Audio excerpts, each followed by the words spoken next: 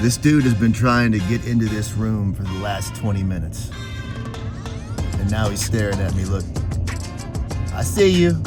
Giddy up, you're in Gallup, known as the heart of Indian country, because it lies on the edge of the Navajo reservation, and a substantial amount of its population is made up of 3 tribes. First, the Navajo. With nearly 400,000 members, the Navajo Nation is the second largest federally recognized tribe in the United States. Thought to have descended from Athabascan tribes who migrated 1,000 years ago from northwestern Canada and eastern Alaska, the Navajo Nation has the largest reservation in North America at 27,325 square miles, slightly larger than the state of West Virginia. During World War II, 400 Navajo code talkers relayed top-secret information over the radio, speaking their own language the Japanese were unable to understand. The second tribe that makes up the area is the Hopi. The Hopi strive to have a reverence for all things, including the land, which they consider themselves caretakers of. A peaceful tribe, the Hopi lived alongside the Spanish for over a century until abuse and enslavement led to the Pueblo Revolt of 1680.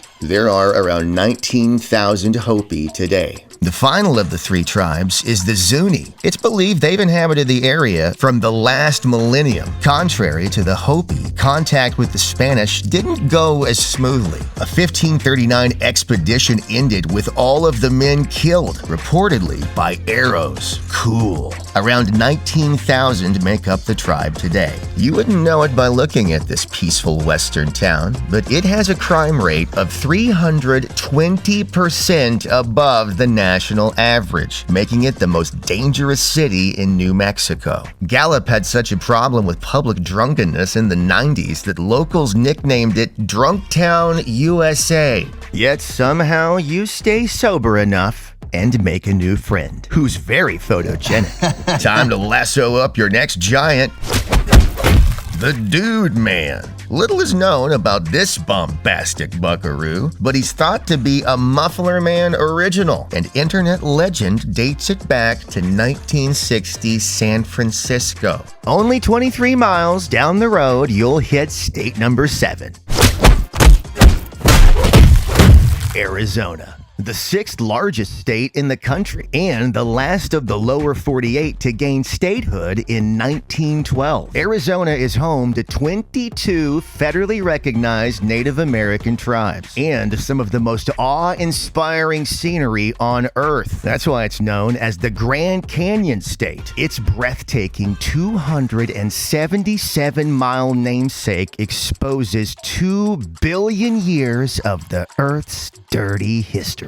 Native Americans have continuously lived here for thousands of years. President Teddy Roosevelt visited the Grand Canyon many times, probably in between boxing matches with grizzly bears. We're not in Kansas anymore, or Illinois for that matter. No, this is undeniably Arizona. From the scorpion warnings as soon as you cross state lines to your first of many Navajo Frybread servings today, this time with cinnamon. Well, this is certainly the roughest road on Route 66 so far. I cannot go faster than 13 here in Arizona. Making me nervous. Then it happens. Just saw an honest-to-God roadrunner. I didn't even know they were like that, dude. It looked just like the cartoon, but it was obviously smaller. It ran across the road. What? They really do that?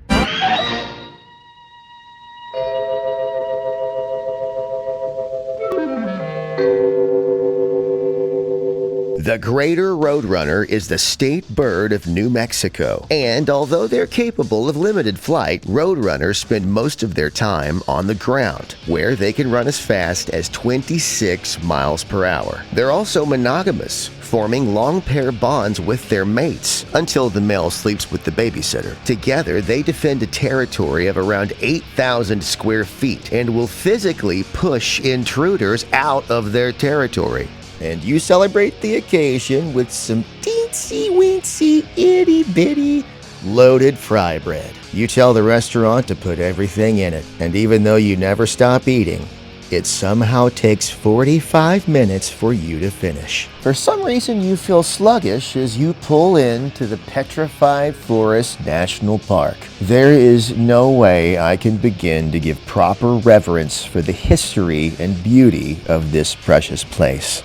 This is so cool. You see right over there is where they captured C-3PO and R2-D2.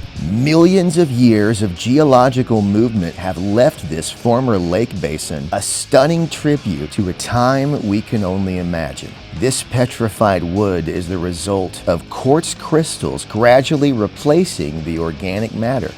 Wood. You may wonder, how can wood get so hard? Well, this is cool. This is the actual original alignment of Route 66.